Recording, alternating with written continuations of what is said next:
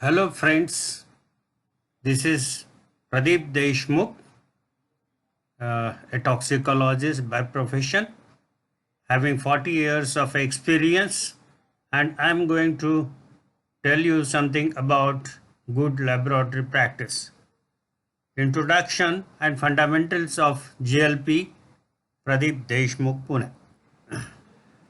Birth of GLP in the early 1970s, the FDA investigated a number of cases of poor practice in toxicology laboratories throughout the USA.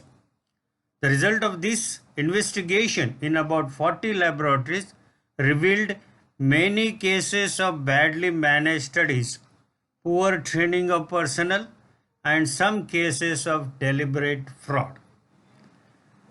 FDA investigation findings were uh, poorly trained study directors and study personnel, poorly designed protocols and study plans, protocols not followed, procedure not conducted as prescribed, and raw data was badly collected, not correctly identified, without traceability, not verified or approved by responsible persons, lack of standardized procedures, poor animal husbandry. In addition to this, there was no characterization of test atom or test systems done, inadequate resources, equipments not properly calibrated, reports not sufficiently verified, not reflected actual raw data, and archive was very inadequate. So FDA decided that non-clinical safety studies should be regulated. So they have introduced a new regulation called Good Laboratory Practice, of which the draft was ready in 1976 and it was enforceable in US in 1979.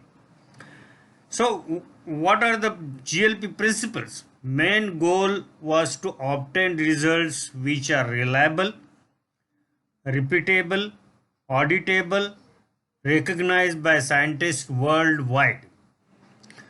The purpose is not to assess the intrinsic scientific value of the study.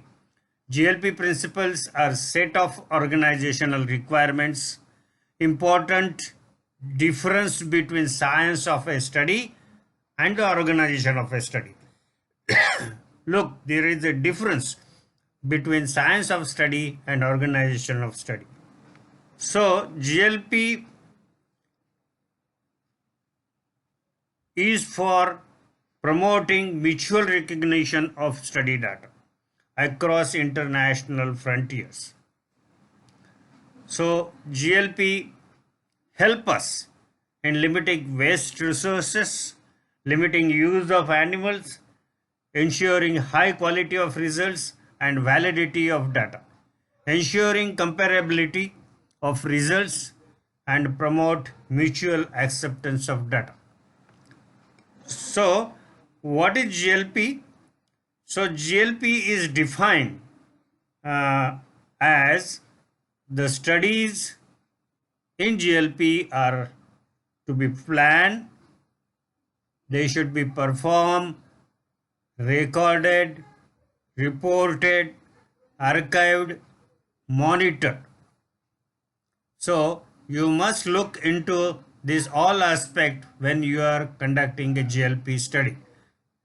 You should plan, you should perform as per the plan, and whatever you perform has to be recorded, and whatever you record has to be reported, and it has to be archived. And while all doing this, somebody should be monitoring you, that is quality assurance monitors you for that matter. So there are 5 basic points as far as GLP is concerned we need to look into, that is resources. Resources are personnel, facilities and equipments.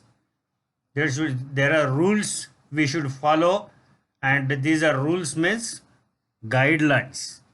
whatever guidelines GLP has given to us, we are supposed to use them, and standard operating procedures. In addition to this, you are supposed to have a study plan. Whatever I told you earlier is that whatever you want to conduct or you want to do, study, it has to be planned. So, in addition to this, you have to characterize the test article and quality of test systems. That is in addition to this. This was one of the uh, point when they have evaluated various laboratories in US. So there was no system of authenticating or characterizing test article and test system. Documentation of raw data, final report and archiving has to be done. And finally, as I told you, that somebody has to monitor. So you need to have a quality assurance who will audit inspection over there.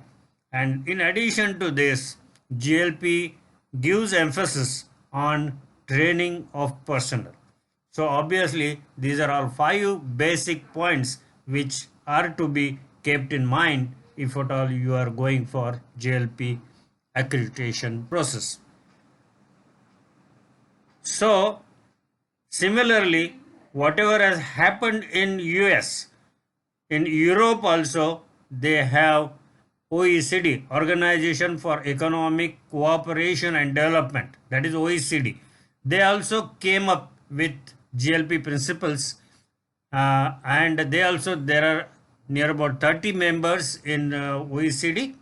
All states accept validity of studies performed in compliance with OECD GLP principles. Whatever GLP, if at all you have, so all state over there, they should be accepting the data, and they should not ask for data generation again and again on the same test atom.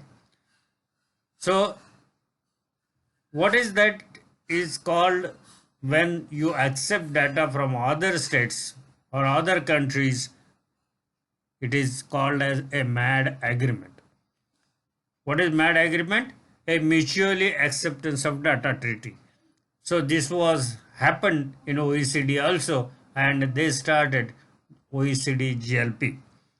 In India, India became a member of OECD GLP in 2011, and since then India is also a member of OECD, and whatever GLP we have is OECD GLP. There is no Indian GLP as such. Whatever we say Indian GLP is again a OECD GLP only.